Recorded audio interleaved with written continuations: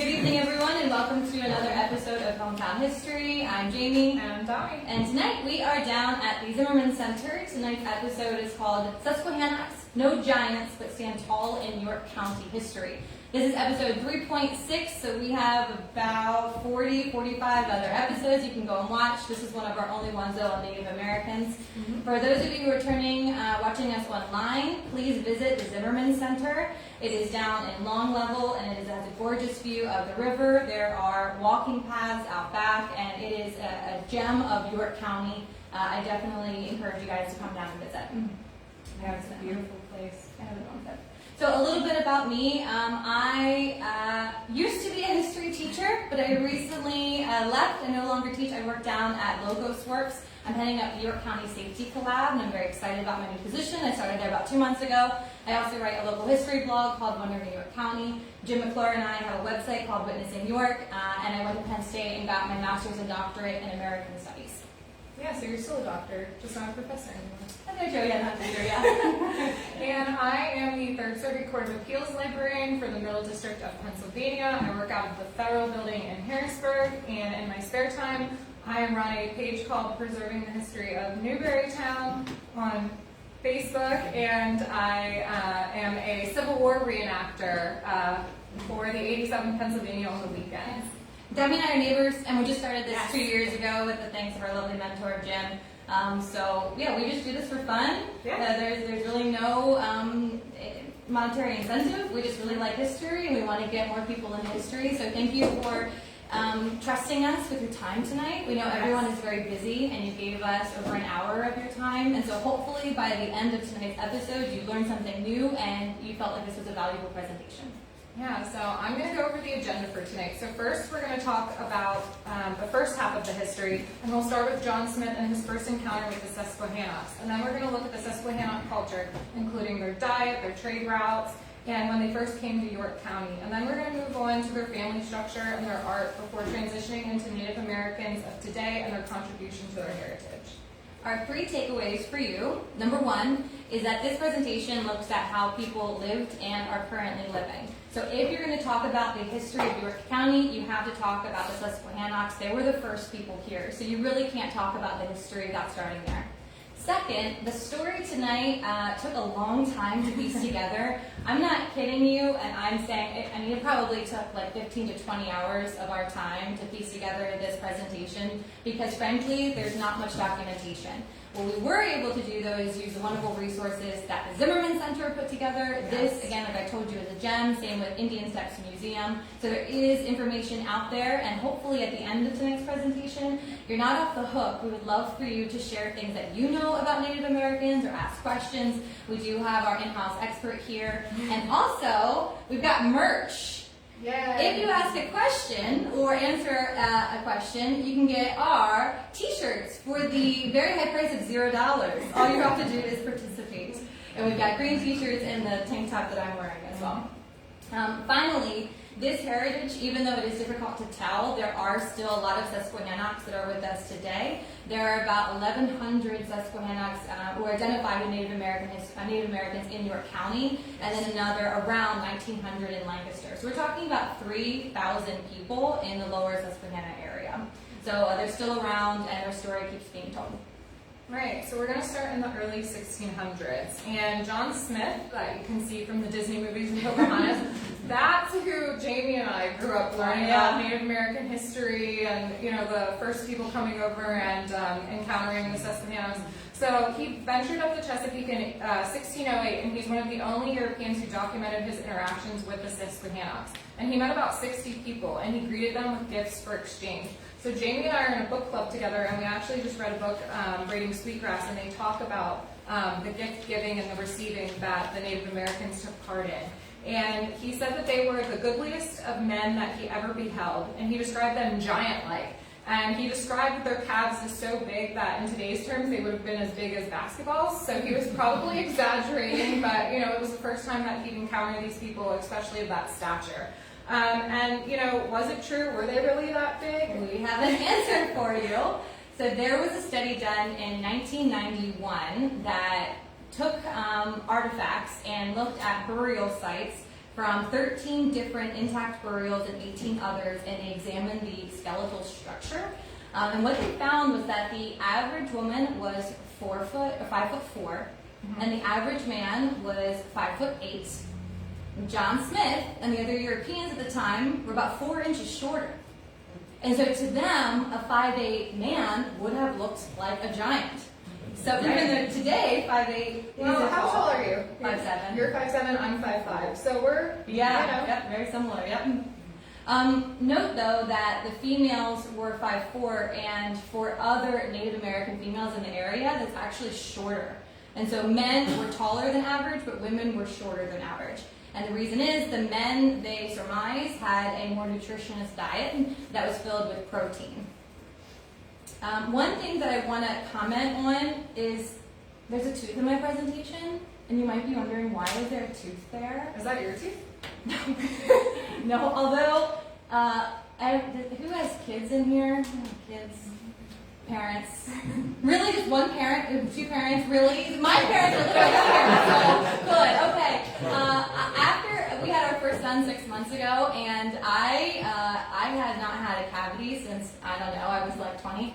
I've got 7 cavities. Kids will do that to you. I am so upset. But when I went to the dentist years ago, the dentist said that I have what's called a dental pearl. It's where the enamel builds up on your tooth. I think, do you have one, Dad? No? Okay, nothing you Wait, you got that from Mom? You probably know, you know it. But when they looked at the skeletal structures of the Susquehannocks, they found 2 dental pearls. And that for me was just I felt connected. I'm like, wow, well, they had a dental pearl, I had a dental pearl. It just made me feel like they weren't that far away, and it wasn't some just distant history that doesn't matter anymore. It humanized it for me. Yeah, and I had never even heard of a dental pearl before we started researching this. So. That's what people are going to leave with tonight learning. Dental pearls exist. You know, it could be a question on Jeopardy one of these nights. Sure. You never know. So one of the ways that the Susquehannocks could have appeared larger is because of what they ate. Yeah, so a staple of their diet was the 3 sisters, which I'm sure most of you are familiar with: corn, beans, and squash. And when they grow together, they thrive as living companions, so they're often planted together. And the corn bolts first, providing the trellis for the bean vines, and then the corn meant carbohydrates for the Susquehannocks. However, corn isn't very high in vitamins and minerals, so they got that from other things, and that's where the squash comes in.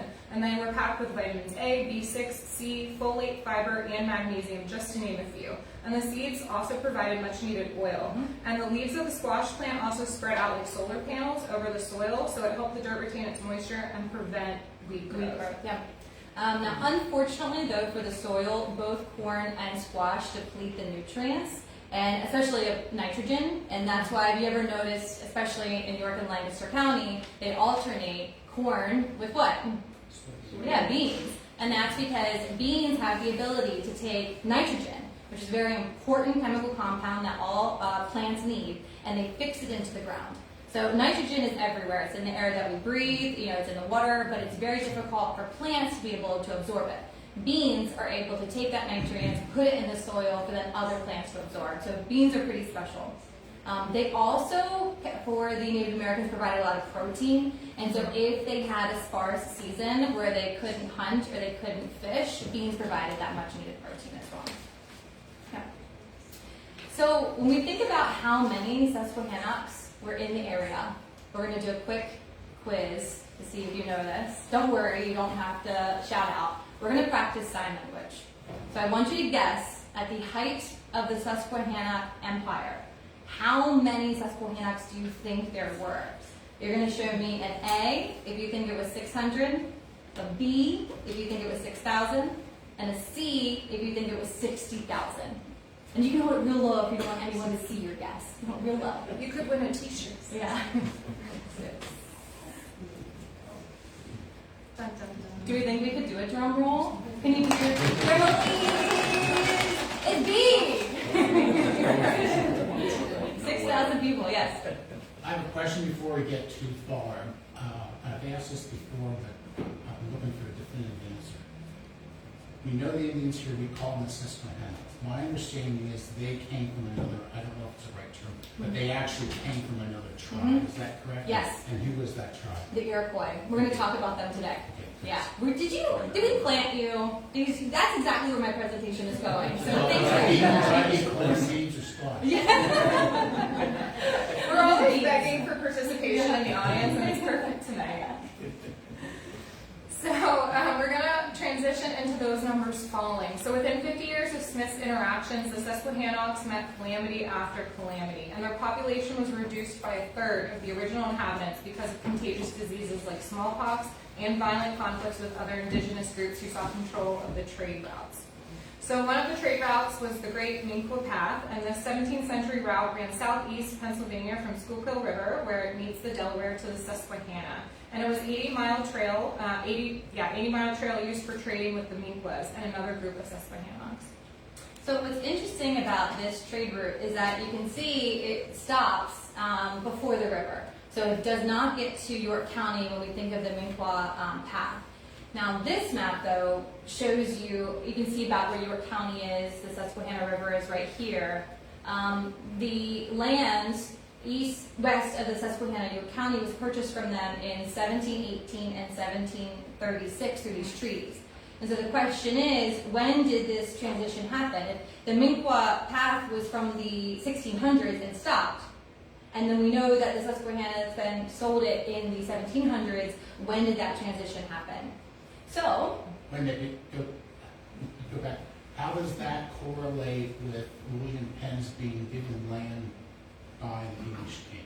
in the 1600s, exact date for that, 1603? 1680s. 1680. But I was trying to ask, how is that land being given to them relate to purchasing the land? That's what confuses me. In other words, that land was given to William Penn's son because the monarch owed William Penn's father not the money. But now here you talk about the land being purchased, so I'm trying to correlate that. I'm not. Do you understand the question? I don't think so. Penn got the property in the 1680s, Okay. 1670s. Okay. So if Penn got the property in the 1680s, Did he start selling it then? right, they start selling it. When was the first one? It looks like 1683 was the first time that it was sold off. So it must have been 82. 82. 82 on the far right, yeah. Oh, okay, I got you. I was thinking they were purchasing from the Indians, and that was what confused me. Oh, yeah. Thank you. Summarize the discussion. Okay, so we had a question from the back, so we're going to just summarize it for the people that are online. The gentleman was asking, how did this correlate to William Penn and purchasing the land and being given it from the royal family with the settlers in America? So we were saying that happened in the 1680s, and the earliest date on the map is 1682. Yep, exactly. So back to your question. The Susquehannocks derived from the Iroquois, and the Iroquois were up in northern Pennsylvania as well as New York. And so we're not quite sure. So let me take a step back. How many of you came from Lancaster? Anyone? 1, 2, 3, 4. Okay. Okay. From Yeah, like you're from Lancaster and you came over from this. So the rest of you are York County? Yeah? Okay. Isn't it weird, the river barrier, that like, you don't go across the river? Like when people say they're going to like Harrisburg, they're like, oh, you're going across the river. That's my mom. I don't know what it is. It's this weird barrier. And I just wanted to point out that that's kind of what it was like for the Susquehannocks as well. A lot of them, I'm going to Even more so. they stayed, to the east of the river. And so it wasn't until there was an immense amount of pressure that they were pushed, that they were pushed to the other side of the river. I mean, look at this as a barrier. Now, we do know that the Susquehanna is a mile wide, and what did we say, a mile wide and feet deep, right? It's really, really shallow, but for a lot of them, they didn't, it wasn't like it was just a hop, skip, and a jump. They had canoes, which we're going to talk about tonight, but it's not like they had bridges and cars and ferries. So that's just something that we want to keep showing in mind. Okay, so they ended up turning to the river, or more accurately, the land across from the river, and that's what today is known as York County, where we're at. And just like today, the river presented a great obstacle. So like I said earlier, I work in Harrisburg, and to my mom, that's crazy that every day I go from York County Across the to river. Harrisburg. Yeah, because for my parents, crossing the river was a huge deal when I was a kid. we're not sure how the decision was made, but the Susquehannocks made the difficult decision to pick up and move there and into today's York County, and it was here that they thought that they would be safe from the European and the other Native American pressure. And the sanctuary didn't last long, and we're about to get into that story. So the first York County settlement, and this is right in the other room if you get a chance to look at it, but the first York County settlement by the Susquehannock wasn't until about 1665. So it was relatively late. And they think anywhere between 65 and 75. And archaeologists refer to this area as the Upper Leipert site, and this shows you the major towns that were both in York County and in Lancaster County. Now, before the Susquehannock settled here, does anyone know the group of people that were here before them? Yeah, so we get Shakespeare People. Have you heard of that, Shakespeare? Yes. So they were here before the Susquehannocks. And they occupied this region for about 500 years. Historians believe that they were absorbed into the Susquehanna culture. We're not sure if that was by free will or by force. But the Shakespeare people are no longer in this area. And then after just 10 years, the Seneca put enough pressure on the Susquehanna to warrant another move. And this time they migrated south to the Maryland area. And they found an abandoned Piscataway fort where they lived for about a year. And unfortunately, a nearby Virginian colony faced violence from the group of natives, and the Susquehannock were blamed for that. And they moved up to York County, creating the community of what is today Native Lands County Park. Have you visited Native Lands County Park? Now, only a couple miles from here. Well, actually, Go ahead. Go ahead. right behind the building. There are two. So the High Point. That's 2 miles away. Okay. Oh, okay. Sorry. Thank you. Native Lands is actually, this is the trailhead. Hey, Mr. Platts, everyone. Mr. Platts, thank you for joining us. You're the CEO of the Discernment Center? He works here. Yeah. Yeah. So this is Native Lands, and then the other one's High Point. Yeah, High Point's Okay. up the river. Yeah, okay, I was mixing those up. So you're in Native Lands. Right? I didn't even realize that. If you do want to read more, so if we wanted to, this presentation could have lasted hours and hours, but we know that your time is precious. So if you want to read more about High Point or Native Lands Park, go to Witnessing York. All you have to do is Google Witnessing York and it'll pop up. So now let's talk about this beautiful painting, and it was done by Carol Oldenburg. And this is what one artist would interpret the Susquehanna Village, what it would have looked like. So one thing I want to put out are the parapets that would have been around them that would have served as a guard, to protect them. They had long houses, and you can see them there. They were about 60 to 80 feet long. When we think about our own houses, my house is made of 2x4s, but we have plywood and siding to protect us. Any guesses what the Susquehannock would have used to protect their long houses? Bark. Yeah, bark. Bark is what they would have had. Yep. Multiple families would have lived in these long houses, and I can't imagine that. I love camping, and since we had our 6-month-old, you can imagine we haven't been camping.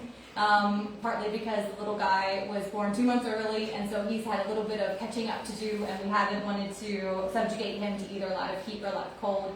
But I started looking at cabins to take him to, like Pinchot, and there's one cabin that seats like 5 people, and I'm like, oh man, do I want to live with my friends for the weekends and all share one room, or like a yurt, all living together?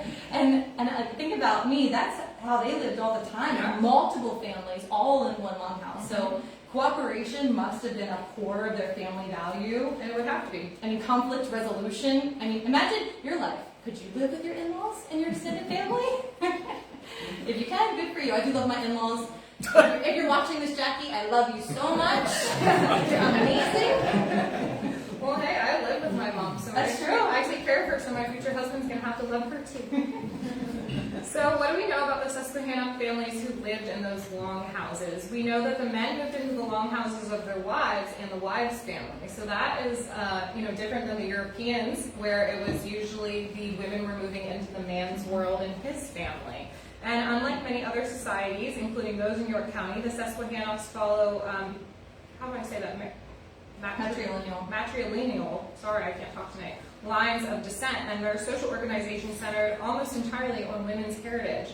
So I'm partly Italian, and one of the things doing Italian Italian genealogy research that I found is a lot of Italian women kept their maiden names, and a lot of the genealogical research goes on the female side and the female surname as opposed to the man's surname. Yes. And that's exactly what the Susquehannocks did. Yes. May I ask you a question? Showing this picture, are we on this side of the river or on that side?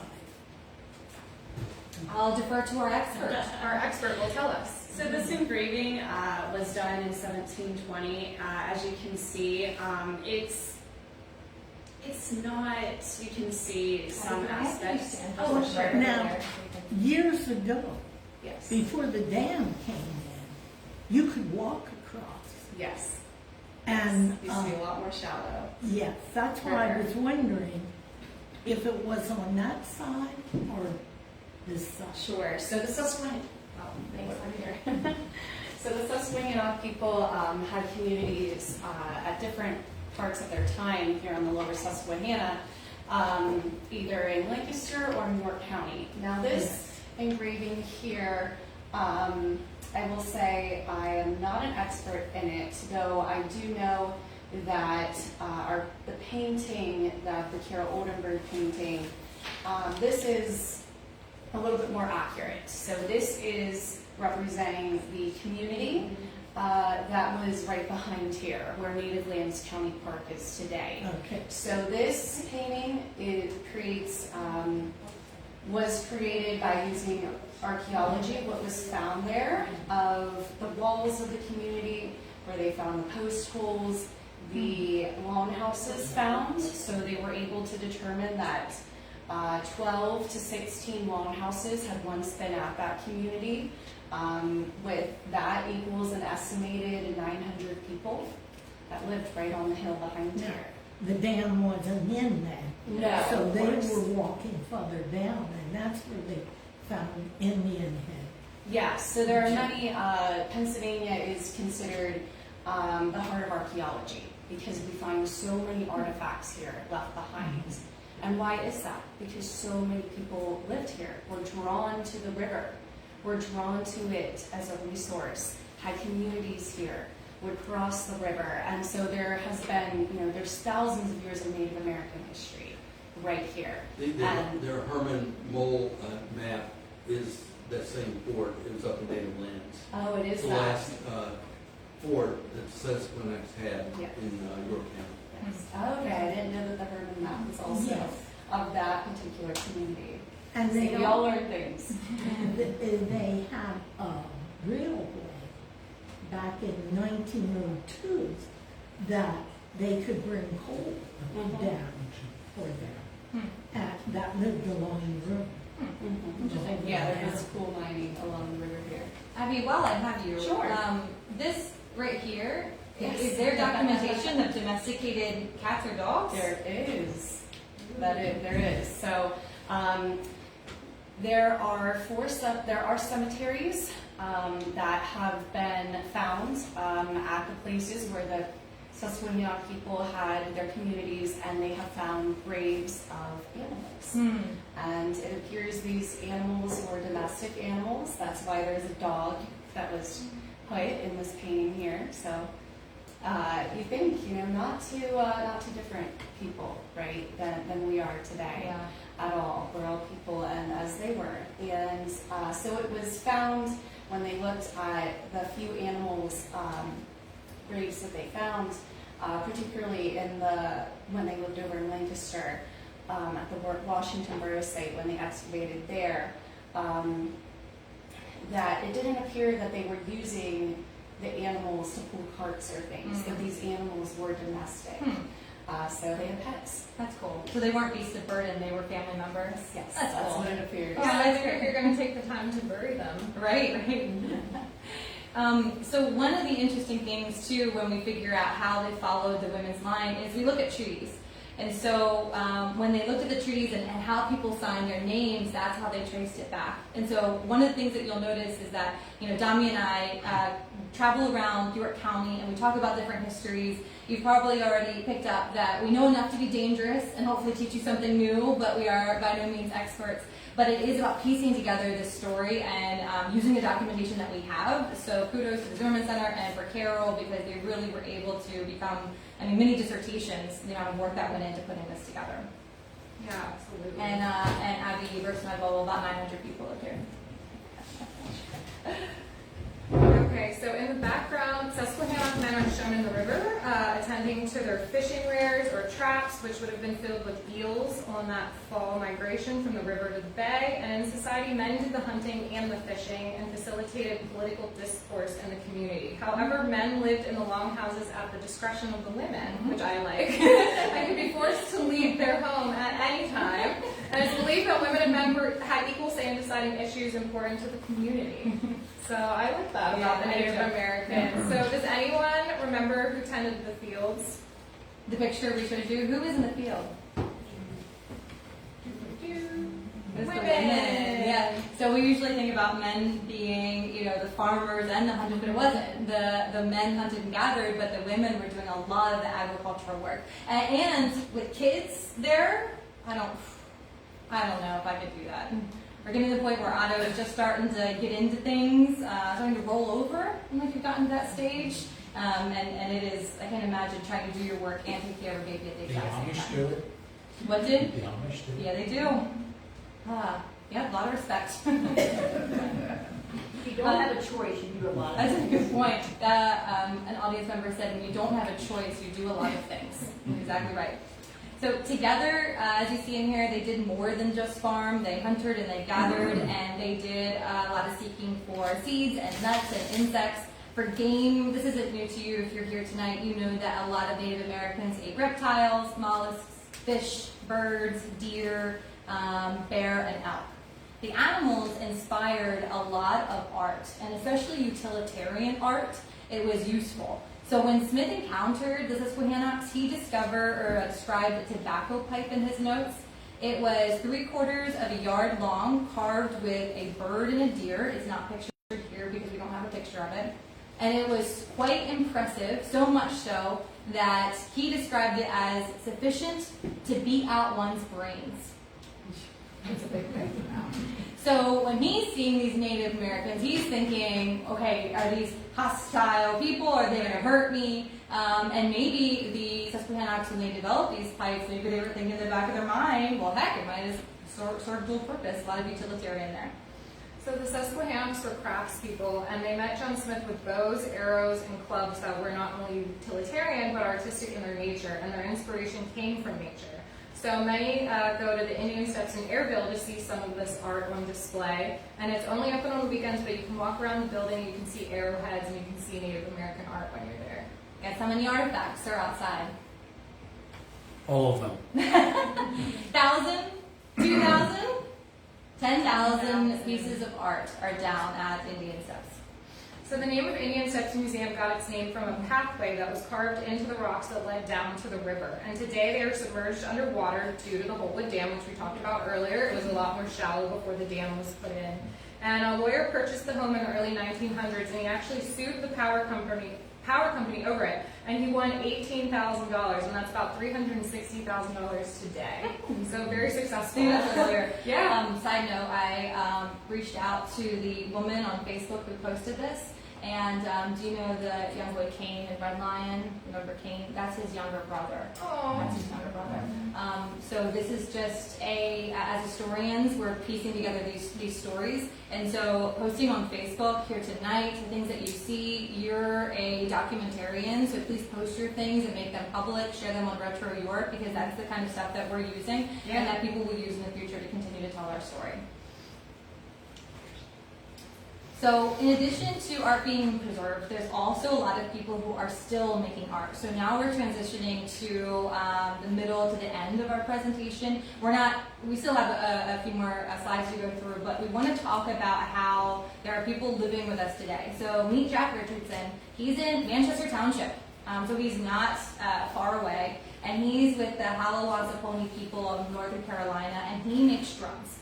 And so these drums he will use, start with leather, he'll use elk or cow, deer or buffalo, and he'll begin to tan them. So he has tanned buckskin on his own. He said he won't do it again though. It's a bit of work, so I don't think I want to do it anymore.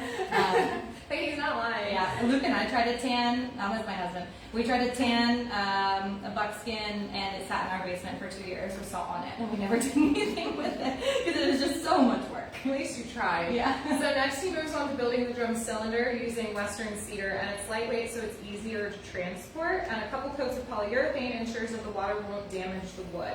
And using strips of leather, Jack pulls the hide tight across the cedar cylinder, but not too tight. And if there isn't enough flex in the drum space, that beautiful deep sound won't reverberate. And finally, he assembles the beater so that the musician will have their tool. So each drum that he makes takes about 4 to 5 hours to build, and he sells them at festivals and powwows. Yeah. So Jack Richardson and others keep their native language alive. Unfortunately, though, do you know it's been very difficult to study language, primarily because it was against the rules to speak. So all of the native inhabitants of Pennsylvania, the least known, are the southern division of the Iroquois, which are the Susquehanna. So again, piecing together the story has been challenging. So the Powhatan, thank you. Powhatan Indian tribes, they called them the Susquehannock, and later the English and now us, we continue to use this name. But does anyone remember or know what Susquehannock means? Mr. Platts probably does. So you've probably heard that Susquehannock means muddy river, but it's a little more complex than that. A 1936 archaeology study by the Pennsylvania Historical Commission analyzed various Native American groups asking speakers of the language to deconstruct the meaning for them. And here's what they said. The Algonquians said that Susquehannock meant those who live in a place where water is heard grating over the shore. The Delaware said that it was river full of islands or projections above the river. The Cree Indians of Northwest Canada said people living where water rubs on the shore. So you're seeing here the similarities. And it was the Nanticoke and the Canoe Indians who said it means muddy river. That's where it comes from.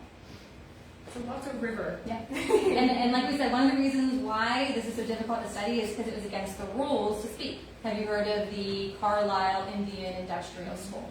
Yeah, and that's a big topic. WGAL 8 actually just did a documentary about it. So it's timely that we're discussing it today. So to address the problem of the existence of Native American tribes, Civil War veteran Lieutenant Colonel Richard Henry Pratt opened the first government-operated residential school for Native Americans, and that was the Carlisle Indian Industrial School. And its mission was to assimilate the children into white culture. Pratt and the school's representatives relocated the children, forcing them to shed their identities. And the Pennsylvania school represents just one out of the 375 plus square boarding schools across the nation. Their religion, their jewelry, their clothes, they were all confiscated. Even their names were changed. We just filmed a short last night. It's a 5-minute video where we dive more into the Carlisle Indian Industrial School, and you can go learn more. It's on Facebook. Yeah.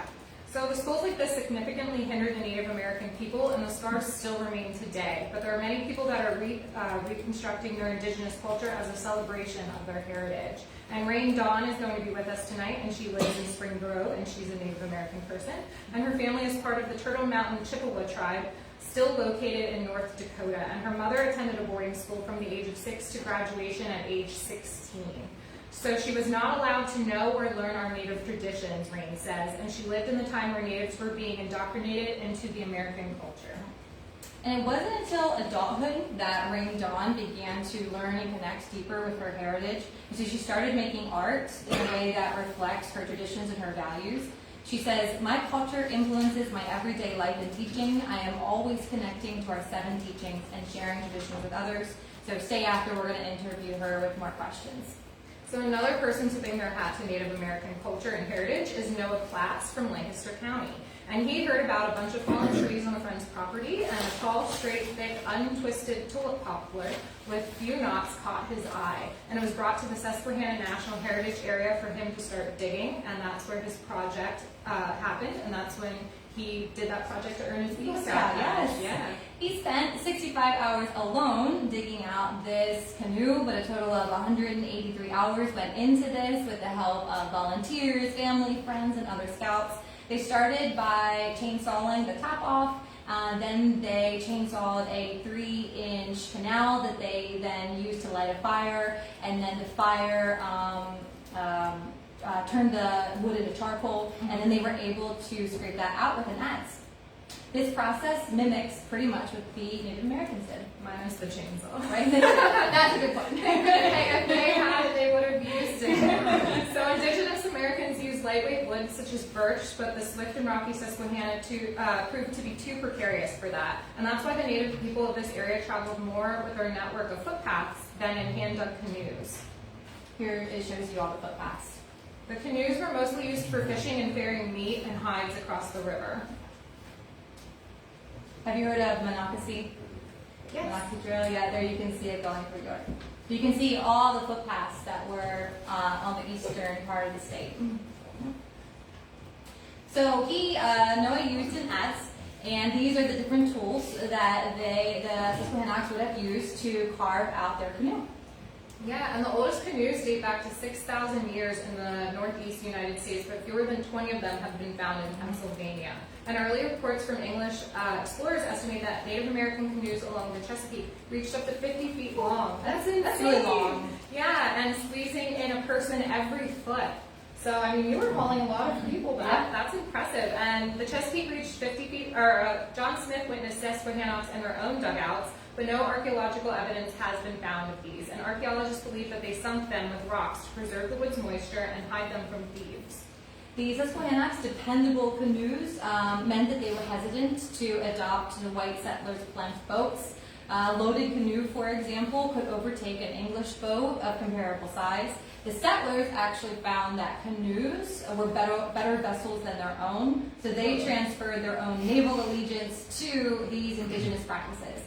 The John Wright Ferry, which you guys know, right up the road, that employed lashed together dugout canoes to move wagons across the Susquehanna River. So they lashed the canoes together.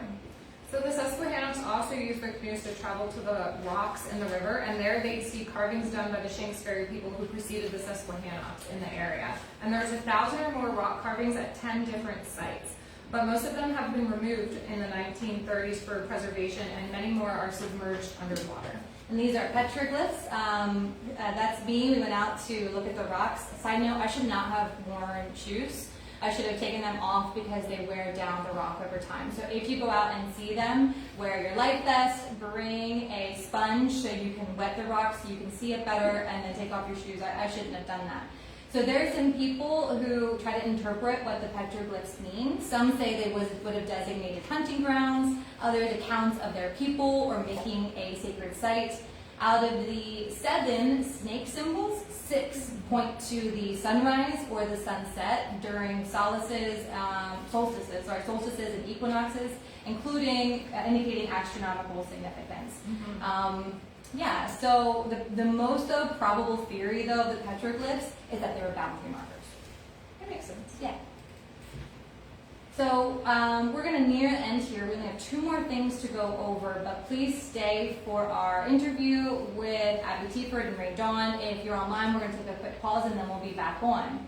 But we wanted to show you this video here that the Discernment Center put on. We do not have speakers, so we apologize in advance. It's not going to be very loud.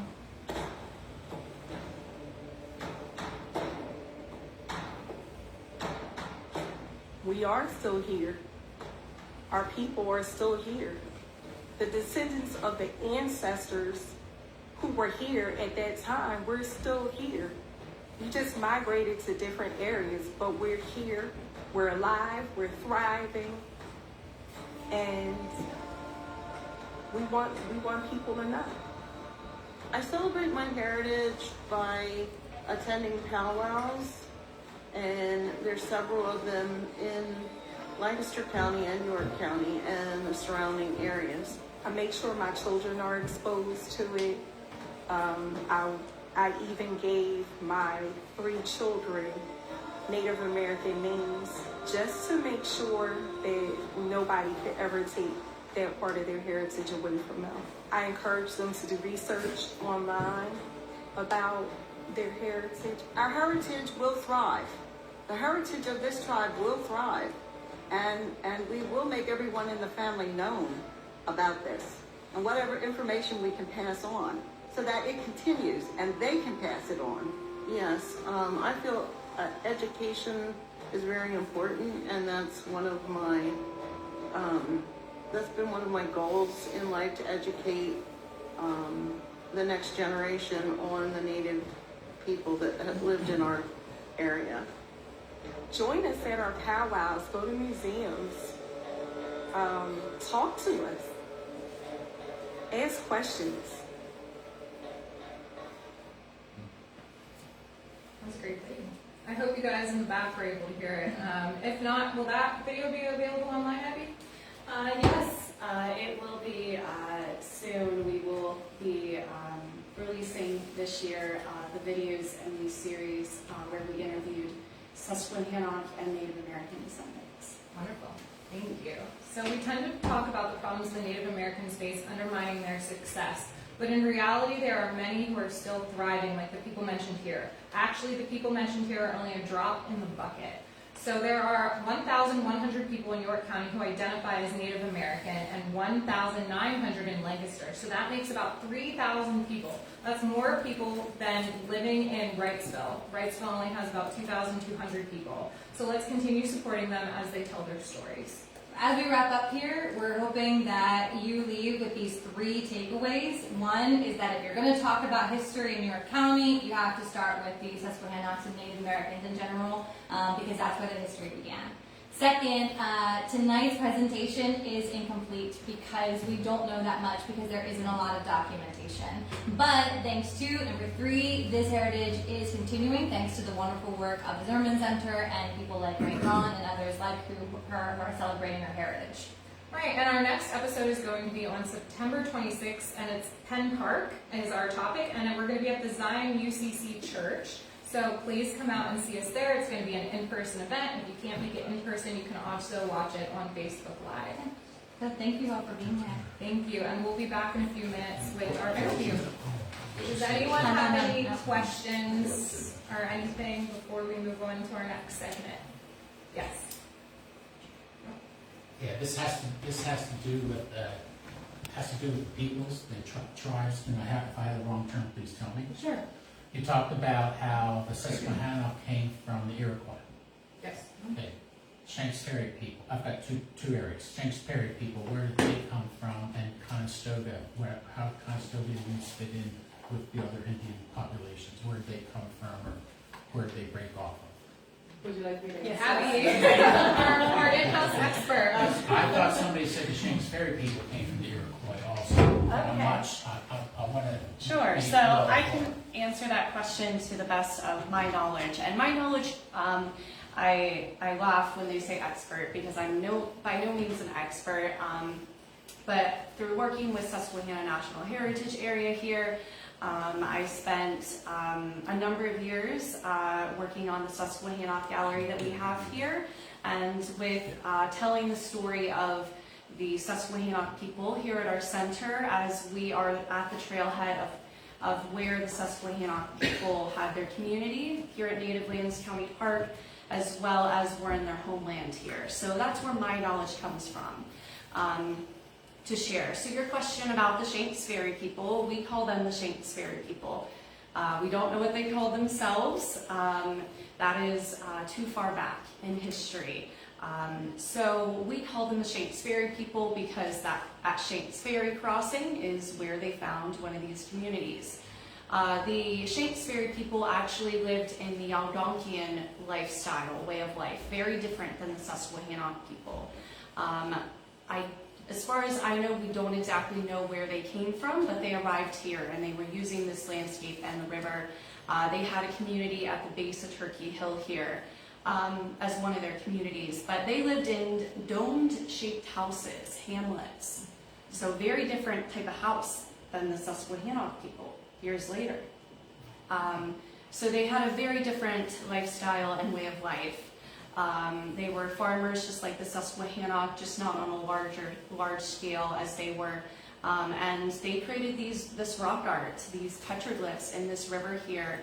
And the fact that this is the place that they chose of the 444-mile-long river means it was very sacred and important to them, this area.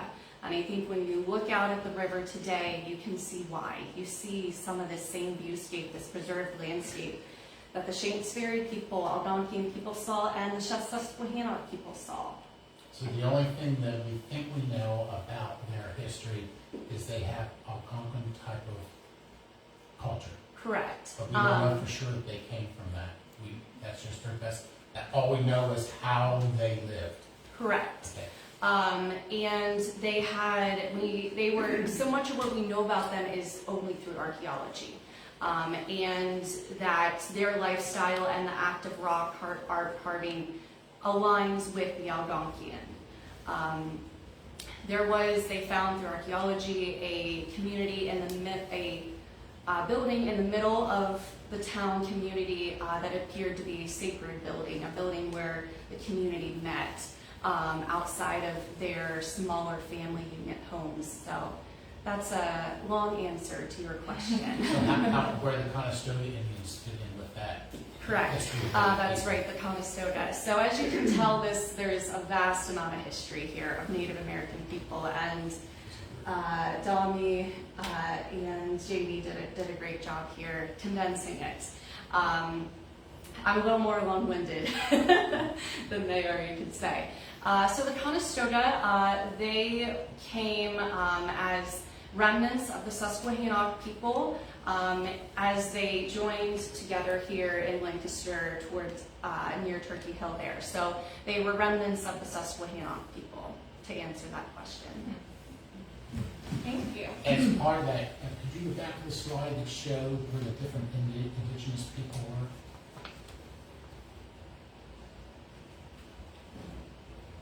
Look at all these slides I made. Can you see why it took me like 20 hours to make this thing? You just can't, there you go. Great, thank you. So the Algonquin aren't listed there anywhere within Pennsylvania, so they came from upper New York? Further out west, you find a lot of Algonquian people still living there today, and you find a lot of rock carvings out west, right? And that's because that's a very much part of Algonquian culture and made by Algonquin people. Thank you very much. Our love was an Indian, and he lived down at Long Level, where the creek comes out at Long Level from up. It goes the whole way over to Red Line. Okay. Anyways, I lived down there. He and his wife, and they went to Canoes Lutheran Church.